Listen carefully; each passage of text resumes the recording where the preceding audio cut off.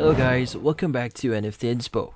For today's video, we are going to show you how to fix WhatsApp status couldn't send error. So if you're interested, let's start our tutorial.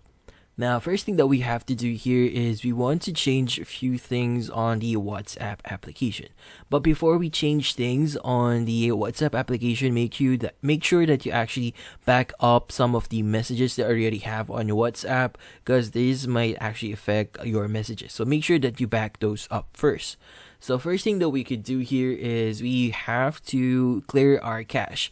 So in this case, just press and hold on WhatsApp and you want to go to app info.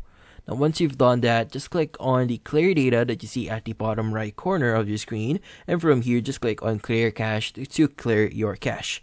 Now if it's going to ask you clear cache, just click on OK to confirm. Now once you've done that, go ahead and check if that solves your issue. Now, if that doesn't solve your issue, the next thing that you could do here is you might want to check if there are any updates on the WhatsApp application. So go to Google Play Store and see if there are any updates and install it. And once you've installed the updates, try and accessing WhatsApp and see if that solves your issue. Now, if that doesn't solve your issue, the final thing that we could suggest you to do here is to contact WhatsApp support immediately.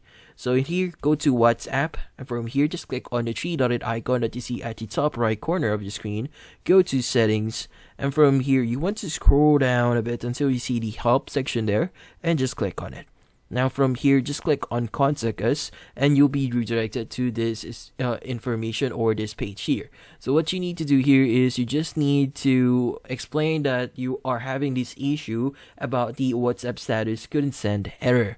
Now, once you've explained that properly, just click on the next at the bottom right corner of your screen to send this information to WhatsApp, and just need to wait for them to actually get to this ticket and respond to you appropriately.